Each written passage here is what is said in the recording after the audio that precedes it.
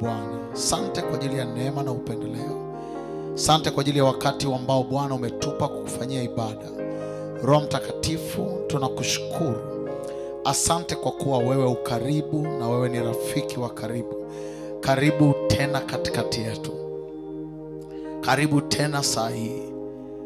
Kila jambo ambalo Roho Mtakatifu tunaenda kujifunza kwenye neno lako likalete mabadiliko kwenye maisha yetu. Likalete mabadiliko kwenye destiny zetu. Likalete mabadiliko kwenye familia zetu. Katika jina kuu la Yesu Kristo. Paza amen. Paza amen. Haleluya. Basi unaweza ukaketi katika jina la Yesu.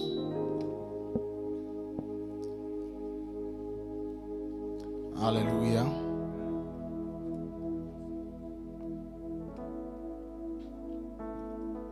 Amen.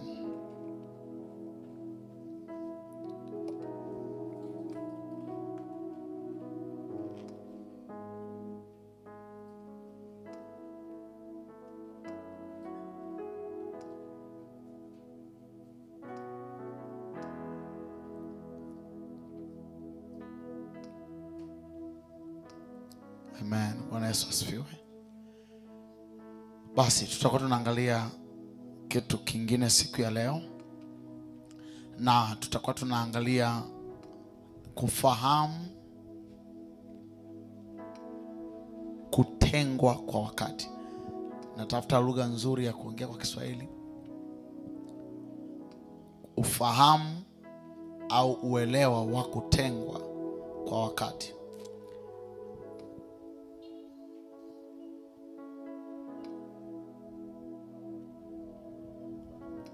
Tungekuwa tunazungumza Kiingereza kingekuwa kizuri zaidi.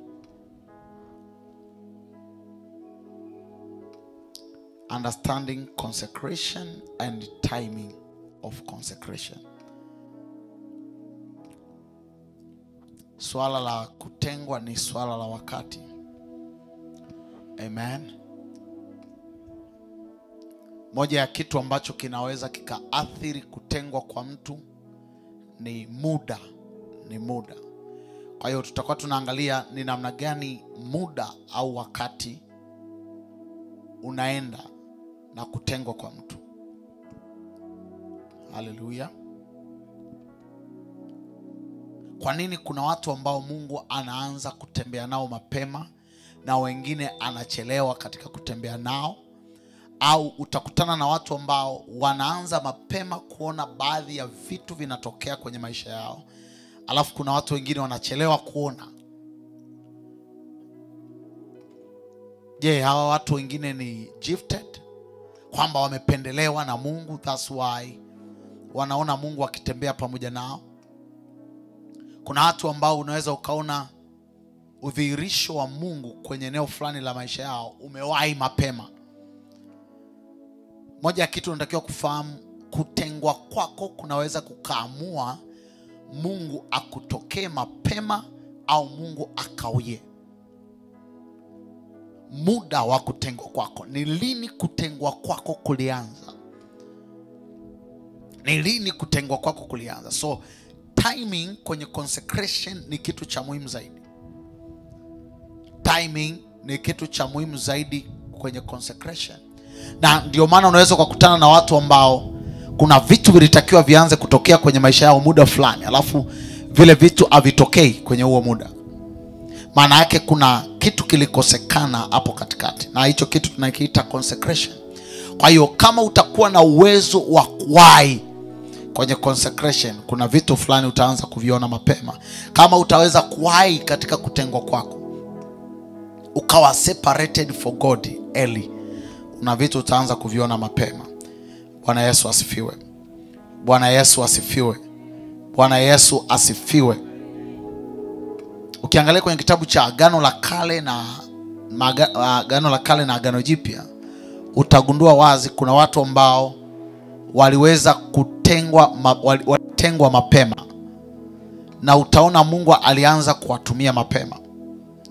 Na kuna watu ambao walichelewa katika kutengwa kwao, na udhihirisho wa kiungu kwenye maisha yao ulichelewa pia. Kwa hiyo unaweza ukaona timing inaathiri consecration yako, inaweza ika affect kutengwa kwako. Sema amen. Sema amen. Now tutaangalia muda wa kutengwa. Kuna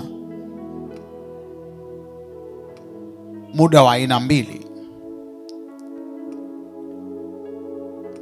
Moja ni muda wa mapema. Kiswahili kinakuwa kinakanganya kidogo, kwa hiyo tunaita early consecration, kutengwa mapema. Early consecration. Nitakuwa natumia Kiingereza na Kiswahili ili at least tuweze kumove pamoja. Kuna early consecration, lakini pia tuna delayed consecration. Tuna early consecration and delayed, maana yake kutengwa kuliko chelewa. Kwa hiyo kuna kutengwa kuliko wahi au mapema, alafu kuna kutengwa kwa kuchelewa. Now nataka tuende tukaanze kuangalia kutengwa kuliko wahi au kutengwa kwa kuwahi. Maana yake unaweza kukuta kuna mtu amezaliwa alafu vitu vyake vinaanza kufanikiwa mapema. Maana yake kuna consecration ambayo ilikuwa imefanyika mapema. Na tutaangalia vitu mbalimbali au tutaangalia watu mbalimbali, then tutaelewa ni muda upi watu wanaweza wakatengwa. Sema amen. Angalia kitabu cha Samueli wa kwanza sura ya kwanza mstari wa 24 na 28. Kwa hiyo utaona kuna watu ambao Mungu aliwatenga mapema. Aliwatenga mapema. Kutengwa katika eneo la maombi ni matokeo pia ya kutengwa mapema. Maana yake huyu mtu alitengwa na Mungu mapema. Angalia Samueli wa kwanza mstari wa 24 na 28. Naye alipokuwa amekwisha kumwachisha maziwa. Tunaona ukianzia mstari wa kwanza utaelewa Ana alikuwa ameomba kwa Mungu mtoto na akakubaliana na Mungu, mtoto nitakayempata atakuwa nabii na nitakupa wewe. Sasa mstari wa 24, baada ya kupata mimba amezaa. Mstari wa 24, naye alipokuwa amekwisha kumwachisha maziwa, akamchukua pamoja naye na ng'ombe 3 na efa 1 ya unga na chupa ya divai, akamleta nyumbani kwa Bwana huko Shilo. Na yule mtoto alikuwa mtoto mdogo. Kila mmoja paza sauti, mtoto mdogo. Sema mtoto mdogo. Alright. Anasema akamleta nyumbani kwa Bwana huko Shilo, na yule mtoto alikuwa mtoto mdogo.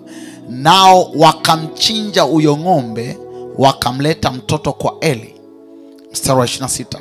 Akasema, Bwana wangu, kama iishivyo roho yako, bwana wangu, mimi ndimi yule mwanamke aliyesimama karibu nao hapa nikimwomba Bwana, na aliomba nipewe mtoto huyu.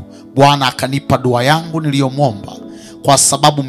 Kwa sababu hiyo mimi nami nimempa Bwana mtoto huyu. Sema, kwa sababu hiyo mimi nami nimempa Bwana mtoto.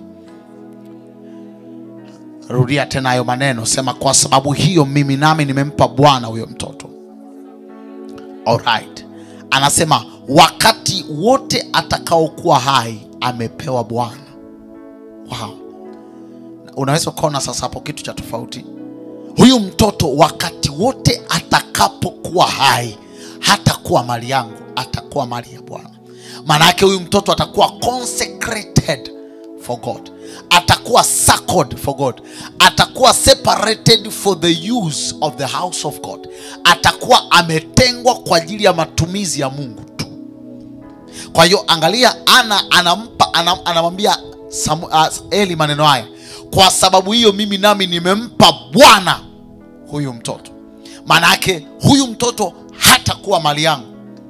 Wakati wote atakaokuwa hai amepewa Bwana, naye akamwabudu Bwana huko. So now you can see kitu gani kinatokea hapa. Cha kwanza, unaona huyu mtoto alikuwa amepewa Bwana hata kabla mimba haijatungwa.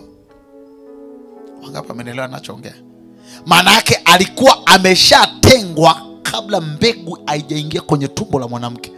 Maana yake ile mbegu inaingia ilikuwa ni mbegu ambayo tayari sio tena mtoto wa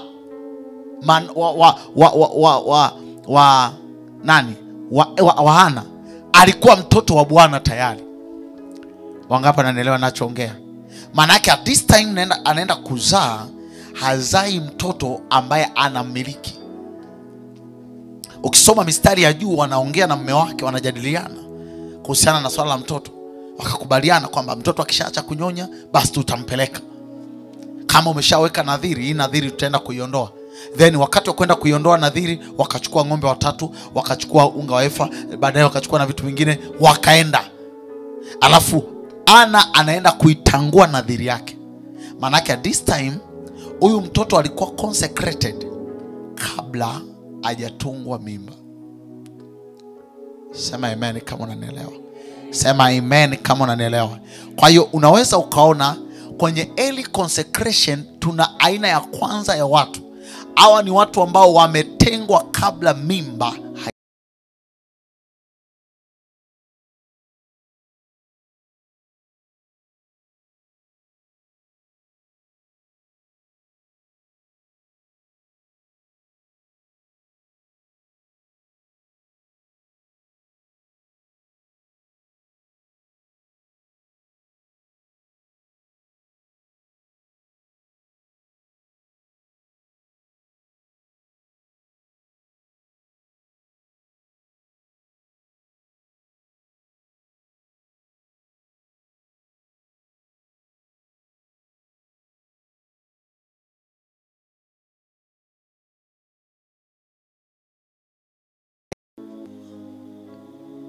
Luka sura ya kwanza mstari wa 13 mpaka 15. Lakini yule malaika akamwambia, usiogope Zakaria, maana dua yako imesikiwa, na mkeo Elizabeth atakuzalia mtoto mwanamume, na jina lake utamuita Yohana. Mstari wa 14, nawe utakuwa na furaha na shangwe, na watu wengi watakufurahia kuzaliwa kwake, kwa sababu atakuwa mkuu mbele za Bwana. Hata kunywa divai wala kileo, naye atajazwa Roho Mtakatifu hata tangu tumboni mwa mamake. Maana yake huyu mtoto atakuwa consecrated tangu akiwa tumboni mwa nani? Mwa mama. So unaweza ukaona aina hii ya watoto. Ukimwangalia Samueli aliyetengwa kabla mimba haijatungwa, unaweza ukaona maisha yake ya maombi yalivyokuwa. Moja ya watu ambao walikuwa ni great intercessors in the Bible, one of them alikuwa ni Samuel. Mpaka Mungu anatoa reference, anasema hata Samuel angeomba au Musa angeomba, anasema kwenye jambo hili nisingeweza kuwasikia. Maana yake hao watu walikuwa ni watu wenye uwezo wa kubargain vitu katika roho. Walikuwa ni watu waombaji. Lakini unaweza ukaona kitu gani ambacho kinaonesha hao watu destiny zao zilikuwa kubwa. Kitu gani kilisababisha destiny zao ziwe kubwa? Huyu wa kwanza Samuel ametengwa kabla mimba haijaingia. Alikuwa ni mtoto wa agano, na kabla mimba haijaingia ameshakuwa mali ya Bwana. Wangapi wamenielewa ninachoongea? Lakini tuna aina ya pili ya watoto, au aina ya pili ya watu. Hawa watu ni watu ambao mimba zao zimetengwa kwa ajili ya Bwana. Sema amen.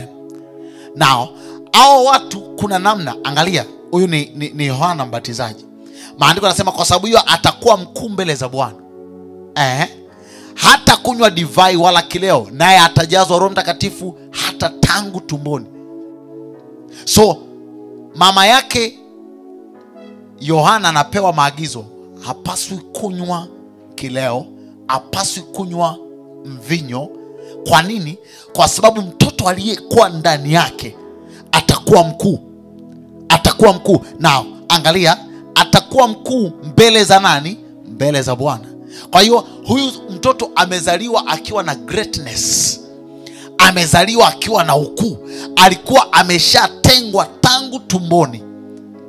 Roho Mtakatifu ndani ya tumbo la Yohana ilikuwa kazi yake ni kumpaka mafuta. Na ndio maana huyu mtoto akiwa mdogo kabisa anaenda kukaa majangwani. Anaenda kukaa majangwani. Uwezo wa kukaa majangwani ameutoa wapi? Ameutoa akiwa tumboni. Wangapi wanaelewa ninachoongea? So kuna watu ambao tangu tumboni kuna neema zinaanza kuonekana. Neema zinaanza kuonekana mara baada ya kuzaliwa. Unaona huyu mtoto hapana, sio wa kawaida. Kuna kitu kiko juu yake. Na ndio maana kuna umuhimu sana wa kuombea mimba unazokuwa umebeba. Kama mwanamke, ombea mimba unayobeba. Kama baba, ombea mbegu yako ya kiume inapoingia kwenye tumbo la mwanamke iwe mbegu ya baraka. Sometimes kuna mtu anaweza akatungisha mimba ikawa ni mimba ya madhara. Umeelewa ninachoongea? Yes, kuna aina ya watu. Okay. Kuna aina ya watu wakizaliwa, wakitungishwa mimba tu, mimba zao zina madhara. Bwana Yesu asifiwe. Bwana Yesu asifiwe. Okay.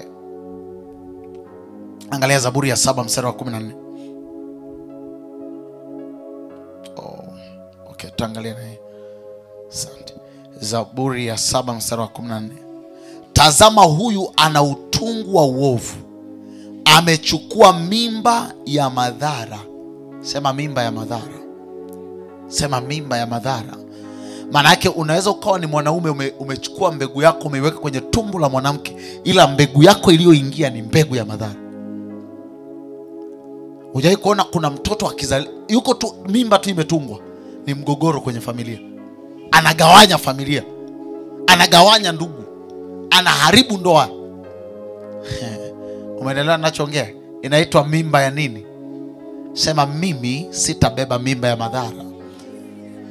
Mwanaume sema mimi sitatoa mimba ya madhara. Sema mimi sitatoa mimba ya madhara. So angalia kwenye kitabu cha Ayubu 15 mstari wa 35. Anasema wao hutunga mimba ya madhara na kuzaa uovu, nalo tumbo lao hutengeneza udanganyifu. Wao hutunga mimba ya madhara na kuzaa uovu. So kuna mtu anaweza kabeba mimba na kinachozaliwa ni jambazi. Kinachozaliwa ni uharibifu. So unaweza kukutana na watu hawa, kundi la kwanza, mimba aliyoibeba ni mtoto aliyebeba destiny kubwa. Unaona Yohana anaambiwa huyu mtoto atakuwa mkuu mbele za Bwana. Alafu kuna watu wanaambiwa huyu mtoto itakuwa ni mimba ya madhara, atasababisha uharibifu, atasababisha ndoa za watu Bwana, nitenge na ndoa za madhara, nitenge na mimba za madhara. Sema amen kama unanielewa. Sema amen kama unanielewa. Hata mbegu yako mwanaume inayotoka iombee. Maana yake wakati ule Elizabeth anapokea mbegu kutoka kwa mume wake, ilikuwa sio mbegu ya kitoto, ilikuwa sio mbegu ya kawaida, ilikuwa mbegu ya mtu mkuu. Kwa mwanaume anaweza katoa mbegu na ile mbegu anayoitoa ni mbegu ya ukuu. Unanielewa ninachoongea? Mwanaume anaweza katoa mbegu, alafu hiyo mbegu ikawa inatungisha mimba ya madhara. Kuna mtu ananielewa? Sema amen kama unanielewa. Anasema wao hutunga mimba ya madhara na kuzaa uovu. Na kuzaa nini? Uovu. Nalo tumbo lao hutengeneza udanganyifu. Zaburi 7:14, tazama huyu ana utungu wa uovu, amechukua mimba ya madhara, amezaa uongo. So unaweza ukaona mtu mwingine anabeba mimba ya baraka, mwingine mimba ya uovu, mimba yenye madhara. Ayo kwenye spiritual calculation, kila mbegu inayoingia kwenye tumbo la mwanamke, hiyo mbegu ina kazi. Kwa unaweza kurutubisha yai la mwanamke, alafu kitu kitakachozaliwa ni uovu. Kitu kitakachozaliwa kinaleta madhara. Wangapi wanaelewa ninachoongea? Nataka nikukumbushe kitu kimoja. Sio kila kitu kinachozaliwa kinaleta baraka. Kumbuka hata Herode alibebwa mimba na mwanamke. Baadaye huyo Herode akaua watoto. Wangapi wananielewa? Wangapi wananielewa? So na yeye mama yake alipobeba mimba alifurahi. Lakini pamoja na kwamba alikuwa ni mtu mkuu, lakini alikuwa mwenye madhara. Kuna mtu ananielewa? Sema amen kama unanielewa. Kwenye kitabu cha Isaya 49 mstari wa kwanza mpaka wa 3 anasema, nisikilizeni enyi visiwa, tegeni masikio yenu enyi kabila za watu mlio mbali sana. Bwana ameniita tangu tumboni, toka tumboni, kutoka tumbo la mama yangu amenitaja jina langu. So toka nikiwa tumboni, huyu ni Isaya anasema Bwana amenitaja jina langu, naye anifanya kinywa changu kuwa kama upanga mkali, katika kivuli cha mkono wake amenistiri, naye amenifanya kuwa mshale uliosuguliwa, katika podo lake amenificha. Akaniambia, wewe mtumishi wangu Israeli, ambaye katika wewe nitatukuzwa. Angalia, so toka tumboni Mungu anasema Isaya, katika wewe nitatukuzwa, katika wewe nitatukuzwa. Toka tumboni ameniita, toka tumboni, I'm called of God. Ngapa menelewa nachoongea? Kwa hiyo kuna watu ambao toka tumboni they have been destined for distractions. This is scripture.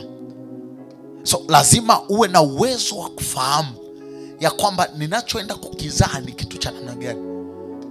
Through your prayer unaweza ukazaa kitu cha maana. Umeelewa ninachoongea? Kwa njia ya maombi yako unaweza ukatengeneza destiny za watoto wako. Unaweza ukatengeneza destiny ya uzao wako. Unaweza ukatengeneza destiny ya wajukuu zako. Sema amen kama unanielewa. Now, Isaya anasema hivi, tangu tumboni, tumbo la mama yangu, mimi Mungu ameniita. Toka tumbo la mama yangu amenitaja jina langu. Kwa hiyo greatness sio bahati mbaya. Greatness inaweza ikatokea toka kwenye tumbo la mama. Okay, kabla mimba haijatungwa nilikuwa sijui. Sasa mimba imeingia. Mimba imeshaingia. Begin to dedicate that child. Anza kumtoa yule mtoto kwa Bwana akiwa tangu tumboni. Consecrate that child. Mtoe yule mtoto kwa Bwana. Consecration ambayo unaifanya kwa ajili ya mtoto toka akiwa tumboni inaamua maisha ya mtoto baada ya kuzaliwa. Now, Yohana kabla hajazaliwa, Mungu anasema huyu mtoto atakuwa mkuu tangu tumboni. Isaya anasema mimi Bwana ameniita toka tumboni, amenitaja jina langu toka tumboni, mimi amenitengeneza toka tumboni. So I'm great from the womb of my mother. Kapa nanielewa?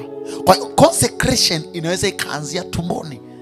Kabla huyu mtoto hajaanza kutembea kwenye ukuu wake, anaweza kaanza kutembea kwenye ukuu wake toka tumboni.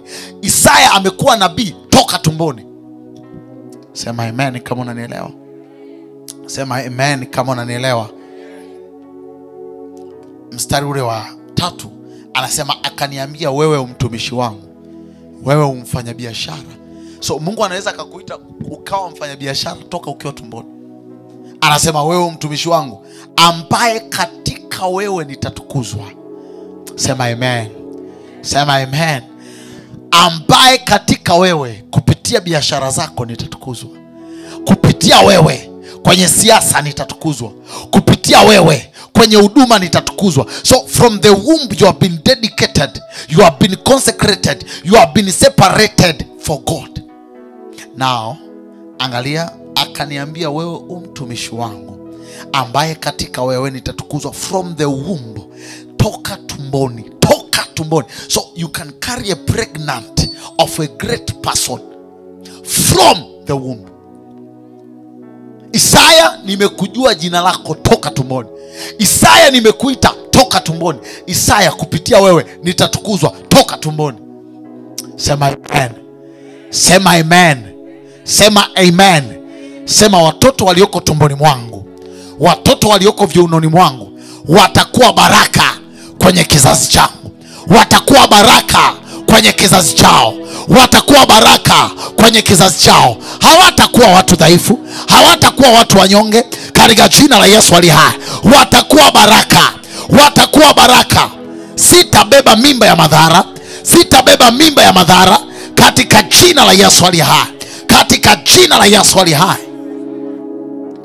Angalia kwenye kitabu cha Wagalatia sura ya 1 mstari wa 13 mpaka 15. So unaweza ukaona kwenye maandiko hao watu walitengwa tangu tumboni, tangu from the womb.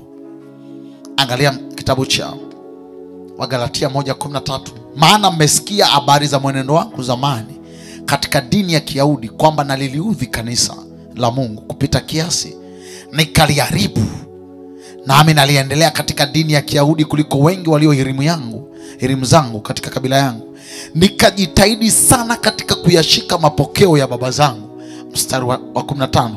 Lakini Mungu aliyenitenga tangu tumboni kwa mama yangu, akaniita kwa neema yake. Lakini Mungu aliyenitenga tangu. So pamoja na kwamba nilikuwa ninakuwa muuaji, lakini tayari mimi nilikuwa nimeshatengwa kwa ajili ya kazi ya Bwana. Kwa hiyo kwa sababu nilikuwa nimeshatengwa kwa ajili ya Bwana, mazingira ya kuzuia mimi kuwa mtumishi wa Mungu. So sometimes ukishajua mtoto wako ametengwa kwa ajili ya Bwana, regardless ya kizazi kuharibika, mtoto wako atakuwa preserved. Sema amen kama unanielewa. Sema amen kama unanielewa. Regardless ya kwamba generation inaharibika, kwa sababu nimeomba kwa ajili ya mtoto aliye tumboni mwangu. Najua kilichozaliwa sio cha kawaida, nilichokibeba sio cha kawaida. At the end of the day, I know siku moja mtoto wangu atakuwa hivi. Kwa hiyo Paulo, regardless mazingira yalikuwa ovyo, jamaa ameshasoma na amekuwa muuaji, ameshika dini na anaua watu waliookoka. Paulo anasema, lakini Mungu aliyenitenga tangu tumboni kwa mama yangu hakuniacha niendelee kwenye uharibifu. Kwa sababu ya kutengwa kwangu tangu tumboni, sikutengwa kwa ajili ya kuwaua watu. Nilitengwa ili niwe barua ya mataifa. Nilitengwa kwa ajili ya kuwa baraka ya mataifa. Wangapi wananielewa? So Paulo anazungumzia consecration ya maisha yake ilikuwa from the womb. So ukiona Paulo anafanya chochote kwa sababu alikuwa amepewa mandate toka tumboni. Kwa hiyo wakina Petro wanamuona Paulo anaokoka, wanasema jamaa ameokoka akiwa mtu mzima. Lakini Yesu anasema, Mungu anasema no, huyu nilimuita tangu wapi? Angalia mstari wa 15. Lakini Mungu aliyenitenga tangu tumboni, aliyenitenga tangu tumboni mwa mama yangu, akaniita kwa neema yake. Mungu aliyenitenga tangu wapi? So kitu kimoja ambacho unatakiwa uelewe, consecration can begin from the womb. Unaweza ukawa na mimba, na mimba yako ukaamua mtoto wako aweje, ukamconsecrate mtoto wako akiwa tumboni. Ya kwanza tumeangalia mtoto anaweza kawa consecrate before, anaweza akawa ametengwa kabla mimba haijatungwa. Lakini namba 2 tumeangalia mtoto anaweza akatengwa mimba ikiwa imetungwa. Maana yake inawezekana mimba imeingia, unasema hii mimba ilikuwa bahati mbaya, tayari nimeshaibeba, ufanyaje sasa? Sitaki kuzaa madhara, sitaki kuzaa uharibifu. Baba, katika jina la Yesu, hii mimba ninaitakasa katika jina la Yesu. Mtoto wangu hata kuwa madhara, hata kuwa mharibifu, hata kuwa matokeo ya uovu, hata za madhara. So you pray for the pregnant that you carry. Kwa hiyo unaweza ukaomba kwa ajili ya mbegu yako iliyoko kwenye kiuno chako kabla haijatoka. Ukaomba kwa ajili ya uzao ulioko kwenye viuno vyako kabla hujatoka. Na namba 2 unaweza ukaomba wakati mtoto akiwa wapi?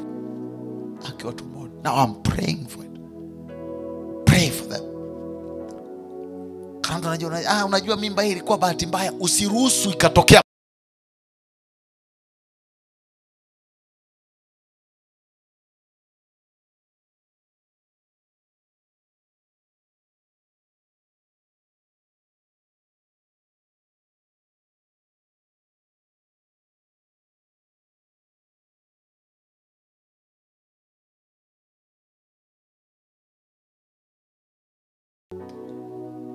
You pray for that child in the womb.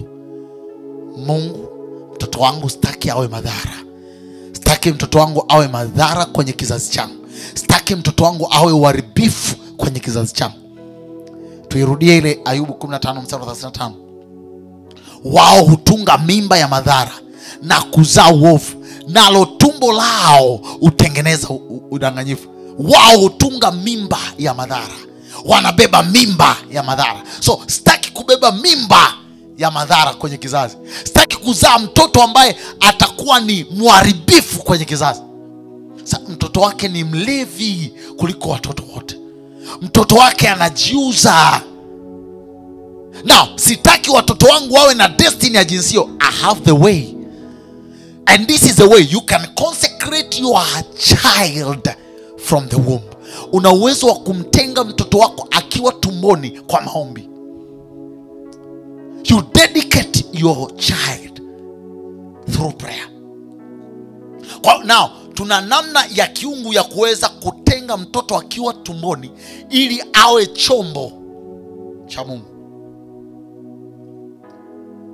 Isaya anasema, Mungu ameniambia mimi, kupitia mimi nitatukuzwa. Toka tumboni ameniita, amenitaja kwa jina langu, na ameniambia kupitia mimi atatukuzwa. Kwa hiyo mimba iliyoingia, nilikusudia au sikukusudia, ila nina mimba. Sitaki mimba iliyoko kwenye tumbo langu iwe madhara. This is the way to escape. You consecrate that child from the womb. Listen to me. Kila unapochelewa kwenye consecration, unapochelewa kudedicate mtoto wako toka tumboni, either kabla au akiwa tumboni, listen to me, kuna price utailipa tena hapa katikati. Kwa kadri unavyochelewa ndivyo utakavyolipa gharama zaidi za kibinadamu za malezi za kuweza kucontrol mtoto wako. Kwa kama nataka mtoto wangu awe controlled by God tangu akiwa mtoto, tangu akiwa tumboni, mtoe yule mtoto kwa Bwana. Wangapi wananielewa ninachoongea? Sema amen kama unanielewa. Sema amen kama unanielewa. Tumeangalia pale Zaburi ya 7:14. Tazama, huyo ana utungu wa uovu, amechukua mimba ya madhara, amezaa uongo. Amechukua mimba ya madhara, amechukua mimba ya madhara. Okay, angalia kitu ambacho Ana anaomba kwenye mstari ule wa 27. Na aliomba nipewe mtoto huyu, Bwana akanipa dua yangu niliyomwomba,